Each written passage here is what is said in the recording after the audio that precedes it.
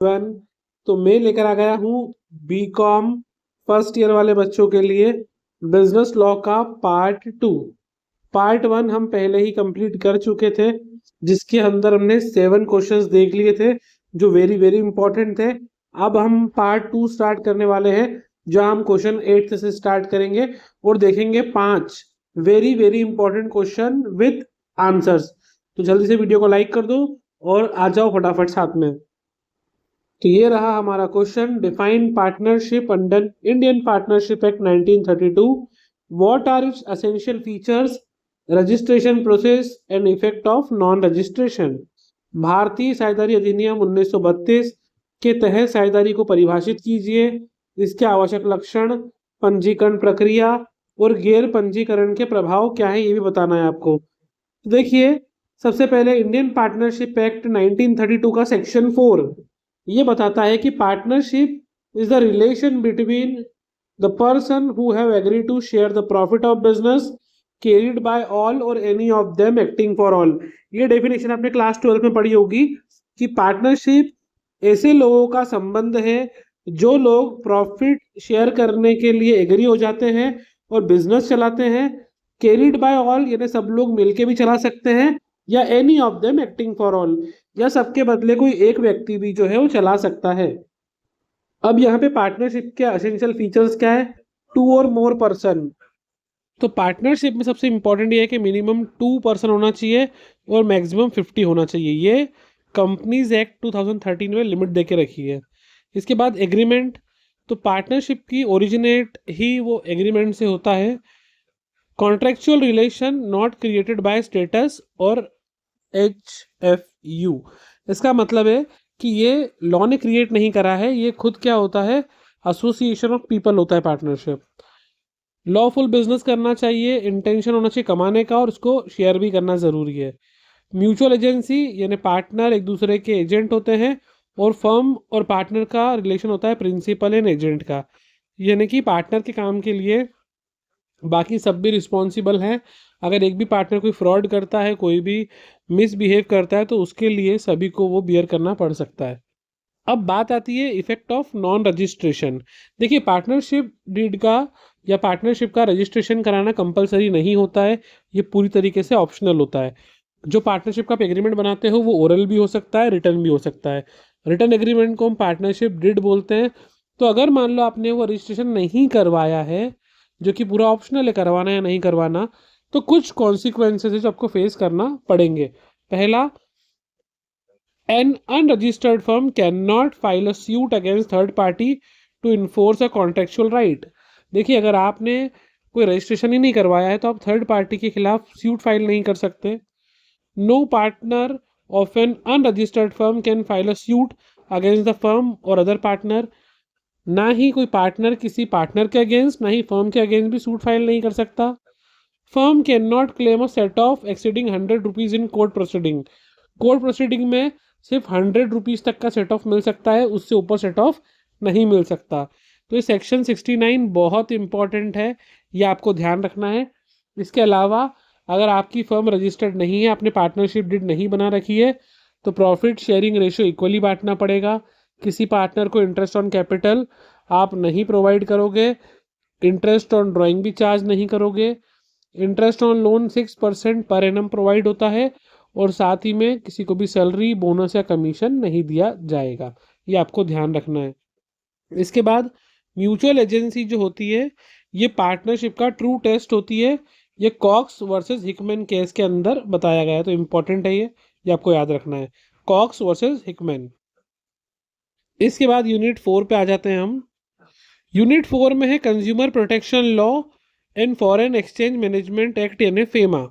देखिए, discuss the consumer protection in ancient India and explain the consumer protection act 1986, जिसको बाद में भी 2019 में अपडेट भी करा उसको, विथ 3 टायर रेड्रेसल एजेंसी। तो आपको प्राचीन भारत में उपभोक्ता संरक्षण जो अधिनियम था उसके बारे में चर्चा करना है, और जो 3 स्तरीय निवारण तंत्र बनाया है उपभोक्ता के लिए उनके बारे में भी समझाना है। Very very important question, exam में आने के इसके चांस बहुत बहुत ज़्यादा है। देखिए, आपको लग रहा होगा सर रात को वीडियो डाल रहे हैं, मेरा दिन भर ऑफिस रहता है, इसके बाद मेरी ऑफलाइन क्लासेस भी होती हैं, उसके बावजूद भी मैं आपके लिए वीडियो बना रहा हूँ, जबकि मैं सुबह से थक जाता हूँ बहुत ज़्यादा। तो प्लीज़ अगर मैं वीडियो बना रहा हूँ तो पढ़ लीजिए आप उससे अच्छे से। और अगर रात हो गई है तो ये समझिए कि मुझे भी आराम करना रहता है, क्योंकि मुझे फिर कल वापस से ऑफिस का काम रहता है। तो सबसे पहले एंशंट इंडियन कॉन्टेक्स्ट में देखते हैं, तो कौटिल्य का जो अर्थशास्त्र है, laid down severe punishment for the adulteration of food और मेडिसिन। उसमें भी लिखा है कि अगर कोई भी खाने में मिलावट करता है, कोई एडल्ट्रेशन करता है, यानी कोई भी मिलावट करना, तो उसके लिए सीवियर पनिशमेंट होती है। या शॉर्ट वेट करता है, मतलब तोलने में कुछ कमी करता है या प्राइसिंग में गड़बड़ करता है, तो वो fine were levied on the dishonest traders to protect public welfare. तो उसके अकॉर्डिंग भी जो भी डिसऑनेस्ट व्यापारी रहेगा उसके अगेंस्ट जो है वो फाइन चार्ज होगा। इसके अलावा कंज्यूमर राइट्स, जो कोपरा एक्ट जिसको बोलते हैं कंज्यूमर प्रोटेक्शन एक्ट, इसके अंदर कस्टमर को कुछ राइट दिए गए हैं, जैसे right to safety, right to be informed, right to choose, right to being heard, right to seek redressal और कंज्यूमर एजुकेशन राइट। यानी हर एक कस्टमर को सेफ्टी का अधिकार है, जो सामान खरीद रहा है उससे, उसको जानकारी लेने का अधिकार है, वो अपनी पसंद से चीज़ों को चूज़ करने के बाद ले सकता है, अपनी बात अगर कोई शिकायत है तो वो करने का अधिकार रखता है। रेड्रेसल का मतलब होता है कि जो एजेंसीज होती है जहाँ पे वो अपने गुड्स को अगर ख़राब निकल गया है तो वो डिफेक्ट को सही करा सकता है, कंपनसेशन ले सकता है, गुड्स एक्सचेंज कर सकता है, मनी बैक ले सकता है उस तरीके से। और कंज्यूमर को एजुकेशन का भी राइट है, अपने अधिकारों को जानने का भी अधिकार है।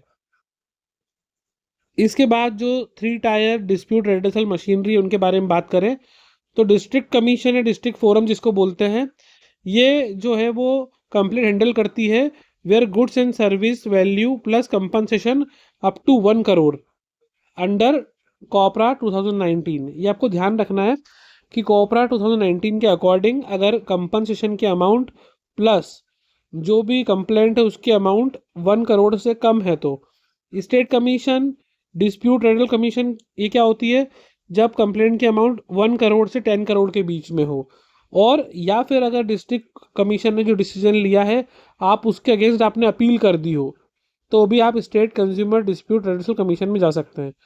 और सबसे बड़ी होती है national consumer dispute ridley commission. इसमें क्या होता है, पहली बात तो ये न्यू दिल्ली में है, ये 10 करोड़ से ऊपर जो भी केस होते हैं उनको हैंडल करती है ये। साथ ही में अगर आप स्टेट कमीशन के डिसीजन से सेटिस्फाइड नहीं है तो भी आप अपनी अपील जो है वो नेशनल कमीशन में कर सकते हैं।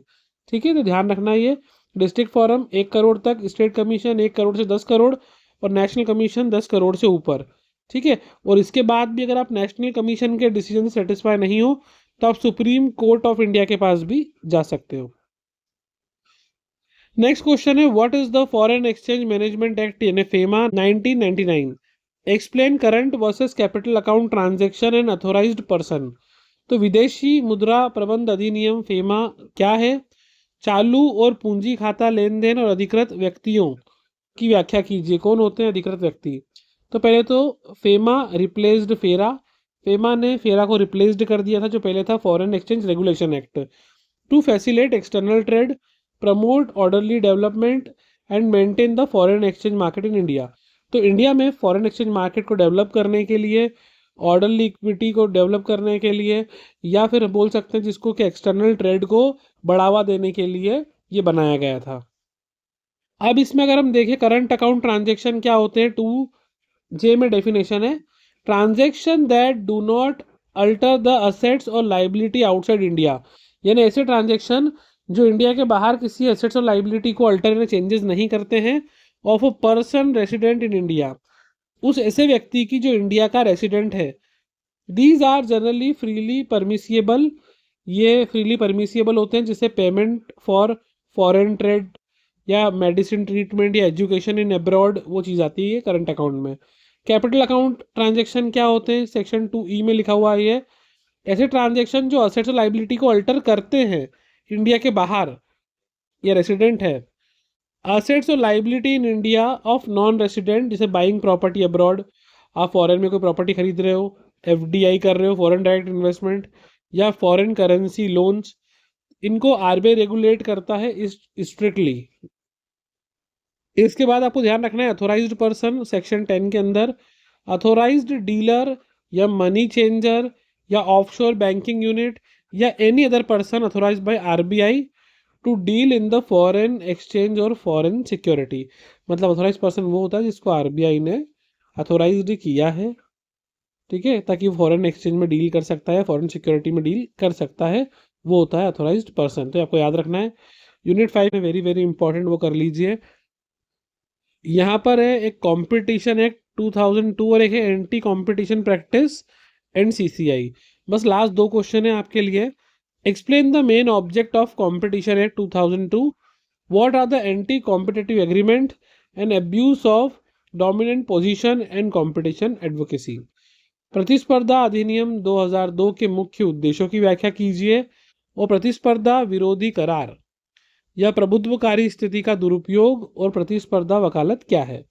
अब देखिए, कंपटीशन एक्ट 2002 वाज इनेक्टेड। ये इनेक्ट कब हुआ था? पहले इसने रिप्लेस करा था एमआरटीपी एक्ट को, to prevent practice having an appreciable adverse effect on the competition, promote market freedom and protect consumer interest. यानी कि मार्केट को फ्रीली रन करने के लिए, कंपटीशन को अच्छे से रखने के लिए, फ्री मार्केट को बनाने के लिए, कस्टमर के इंटरेस्ट को प्रोटेक्ट करने के लिए कंपटीशन एक्ट आया था। इसके अंदर पहला है एंटी कंपटीशन एग्रीमेंट, सेक्शन 3 के अंदर, an agreement between enterprise that cause or likely to cause appreciable adverse effect on the competition. मतलब कि ऐसे कोई भी एग्रीमेंट जो या कारण हो सकते हैं किसी एडवर्स इफेक्ट के कंपटीशन के ऊपर इन इंडिया, तो ऐसे कोई भी एग्रीमेंट सारे वॉइड होंगे। यानी कि अगर आपने कोई भी एग्रीमेंट करा है जो क्या कर रहा है, या एक फेयर कंपटीशन पे अपना एडवर्स इफेक्ट डाल रहा है, बुरा प्रभाव डाल रहा है, तो वॉइड होगा। इसके अंदर हॉरिजॉन्टल एग्रीमेंट यानी कार्टेल, प्राइस फिक्स करना, बिड रिगिंग करना, ये सब आता है। वो वर्टिकल एग्रीमेंट भी आते हैं, resale price maintenance, exclusive supply वगैरह, ये सब चीज़ आती है। नेक्स्ट है abuse of dominant position, section 4। A dominant position means a position of strength enjoyed by an enterprise in the relevant market. यानी कि कोई डोमिनेंट पोजीशन का मतलब होता है कोई इंटरप्राइज इस पोजीशन में है मार्केट के अंदर कि वो अपनी पावर इंजॉय कर रही है। Abuse occurs if an enterprise impose unfair price. अगर जो पावर में है वो अपनी पावर को मिसयूज करती है और अनफेयर प्राइस को रेस कर देती है, लिमिट्स प्रोडक्शन, या फिर क्रिएट एंट्री बैरियर्स, या use dominance in one market to enter another market. अगर ऐसी कोई भी चीज़ करता है तो उसको बोलते हैं एब्यूज ऑफ डोमिनेंट पोजीशन, कि उसने अपनी पोजीशन को मिसयूज करा है।